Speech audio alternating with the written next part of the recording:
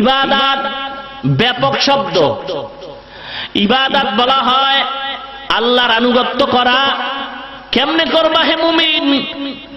মুমিন বান্দা ইবাদত মনে করি আমরা নামাজ পড়া ইবাদত, রোজা রাখা ইবাদত, যাকাত দেওয়া ইবাদত, হজ করা ইবাদত। কয় না না, বান্দা তুই হাসি দাও তাও ইবাদত, মুমিন বান্দা কান্না করে তাও ইবাদত, মুমিন বান্দা কাউকে অসম্মান, কাউকে দুশমন ভাববে ইবাদত, মুমিন বান্দা কাউকে বন্ধু বানাবে তাও ইবাদত, মুমিন বান্দা খানা খাবে ইবাদত, মুমিন বান্দা বাথরুমে যাবে ইবাদত। এমনি না, দুইটা শর্তের বিনিময়ে। এক নাম্বার শর্ত রেজা বিল কাজা, দুই নাম্বার শর্ত হলো তরিকায়ে রাসূল। মুমিন বান্দা তুমি যা করবা, যা বলবা আল্লাহর রাজি খুশির জন্য। দুই নাম্বার শর্ত হলো মুমিন তুমি যা করবা, যা বলবা সব হবে নবীর তরিকায়। কার তরিকায়? ইন্না সালাতি ওয়া নুসুকি ওয়া মাহইয়ায়া ওয়া মামাতি লিল্লাহি রাব্বিল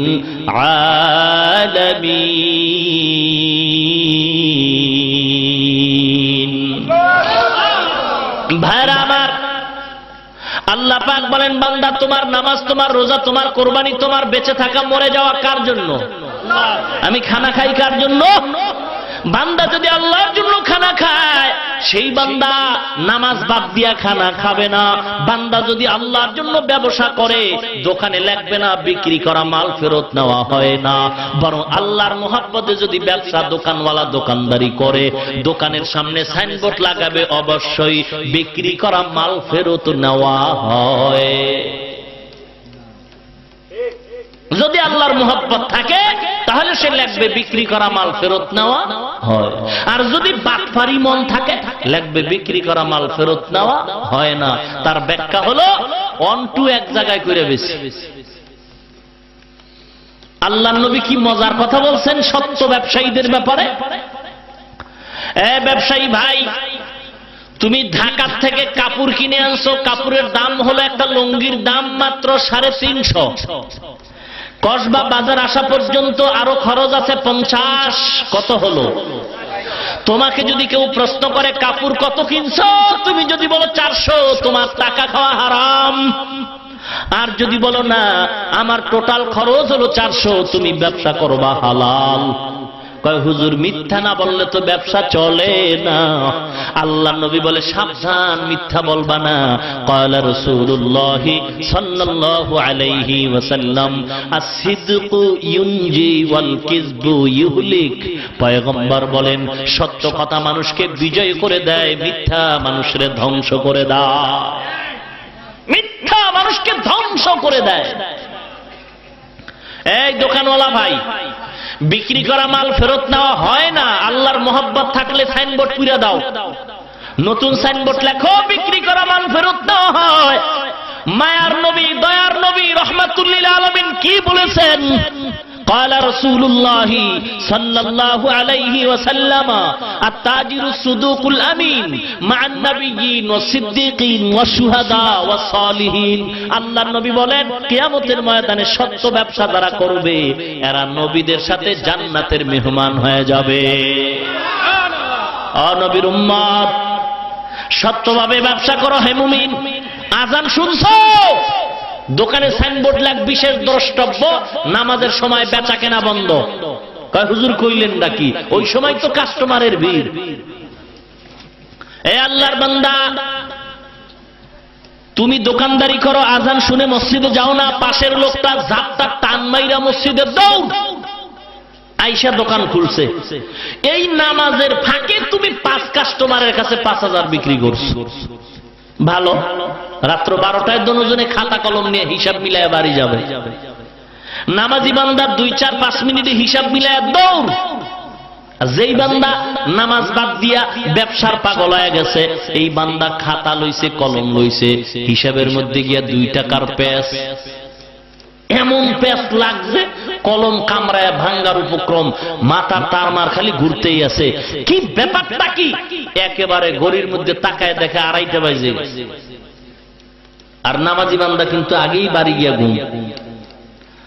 এই বান্দার এখন মেজাজ গরম, খাতা কলমে হিসাব মিলে না, খাতাটা মেলা দিয়া ফালাইয়া বাড়ি দৌড়।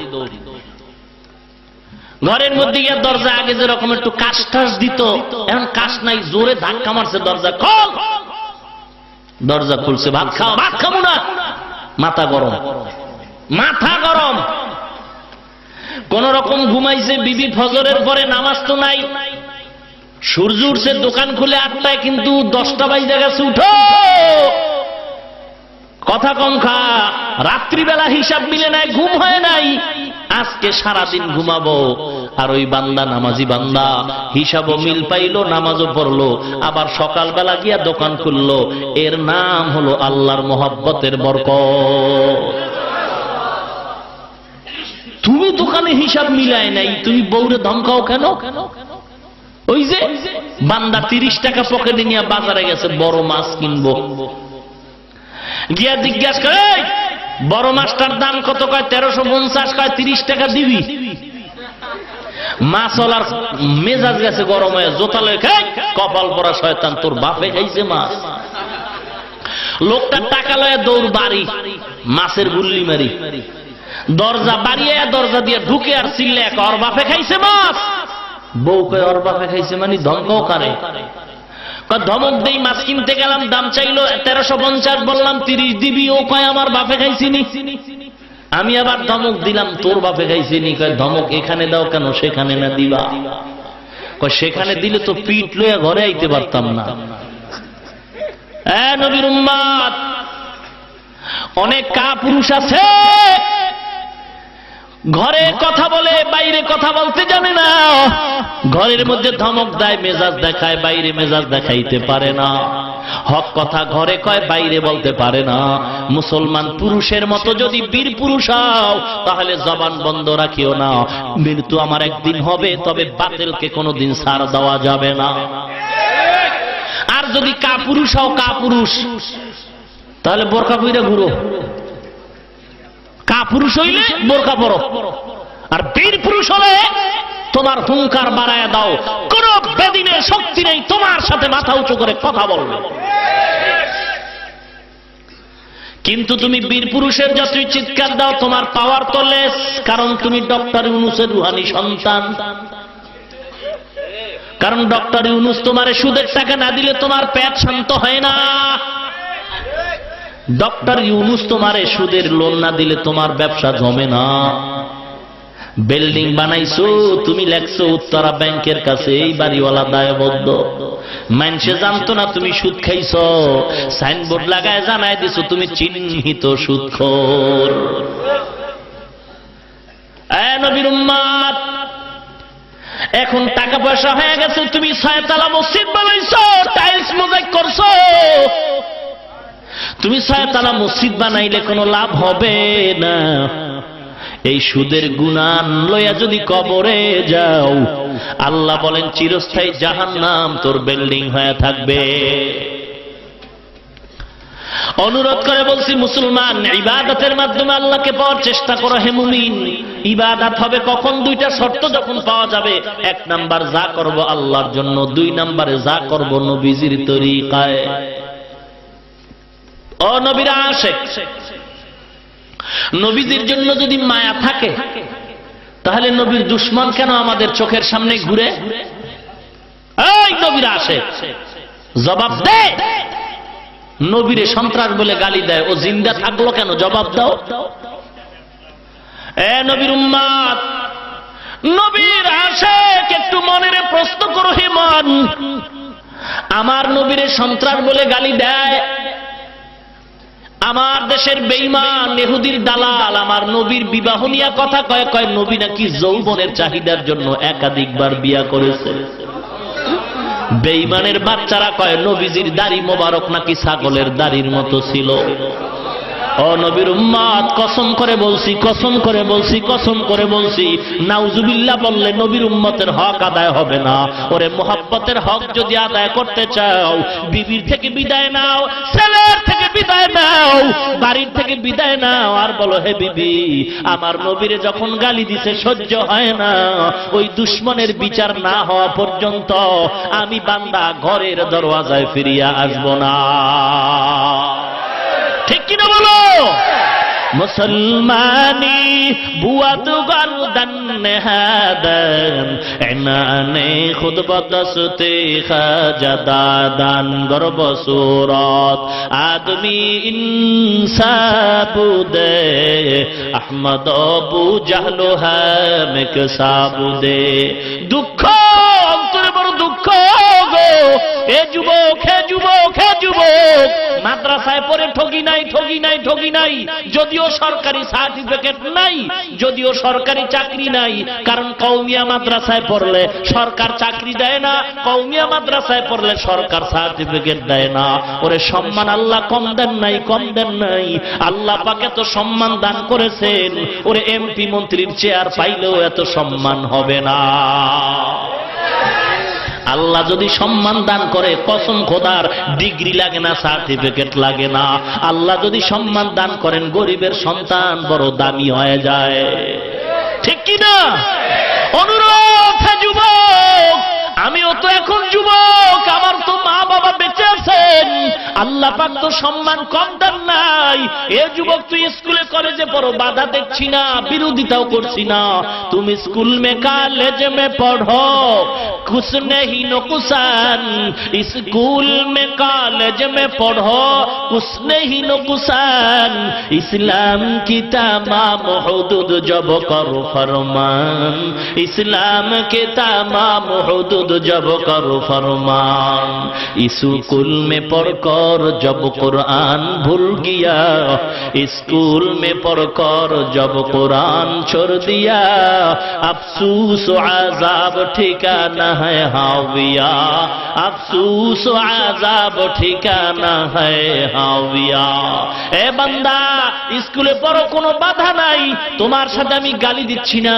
স্কুলে পড়ুয়ারা যেমন মাদ্রাসাওয়ালাদের বাঁকা চোখে তাকাও, আমরা মাদ্রাসাওয়ালারা আমার অন্তরের কথা বলি, আমি স্কুলওয়ালাদের বাঁকা অন্তরে তাকাই না। কারণ স্কুল দরকার আছে, স্কুলে পড়ে ইঞ্জিনিয়ার হইবা, স্কুলে পড়ে ডাক্তার হও, কলেজে পড়ে ভার্সিটিতে পড়ে তুমি ইঞ্জিনিয়ার হও, ডক্টর হও। কারণ আমি মোল্লা যখন বিল্ডিং বানাবো, তোমার মতো ইঞ্জিনিয়ার আমার লাগবে, আর তোমার যখন বাপ মরবে জানাজার জন্য আমার মতো টুপিওয়ালাও তোমার লাগবে। এ নবীর উম্মত, অতএব হিংসা করার সুযোগ নাই। কিন্তু আফসোস হলো, কেন তুমি নবীর তরিকার উপরে চলো না? কেন তুমি দাড়িটা লম্বা করো না? কই দাড়ি রাখছি, টুপি মাথায় নিলাম, লম্বা জামা পরলাম, জীবনে সুদ খাইলাম না, মিথ্যা কথা বললাম না, হারাম কামাই করলাম না। কই, আমরা তো না খায় মরি নাই, আমরা তো অশান্তিতে আছি এমনটাও না। আল্লাহ এত সম্মান আর শান্তি দান করেছেন। হে যুবকরে, অনুরোধ করে বলছি, তুমি কেন পারবা না? তোমার অন্তরের একটু প্রশ্ন করিও, কয়েকদিন আর বাঁচবা, খবর কি পাও নাই? কয়েকদিন আগে ঢাকা থেকে বরিশাল যাইতে মাওয়া নদীর মাঝখানে একটা লঞ্চ ডুবে গেছে, এখনো পর্যন্ত লঞ্চ পাওয়া যায় নাই। মাওয়া ঘাটে লঞ্চ ডুবছে, লাশ গিয়া পাইছে 3-4-6 ঘন্টার দূরের পথ, চাঁদপুরে। এখনো অনেক লাশের খবর নাই। হে যুবক, এখনো কি তুই খবর পাও নাই? হুন্ডার তলে পরে কত যুবকের মরণ হয়, বাসের তলে পরে কত যুবক মারা যায়। এ বিবারিয়া রোডে আসতে গিয়া গাউসিয়া রোডে আজও দেখলাম অ্যাক্সিডেন্ট হয়ে গেছে। এমন কোন দিন নাই যে বাস অ্যাক্সিডেন্ট হয় না, হুন্ডা হয় না।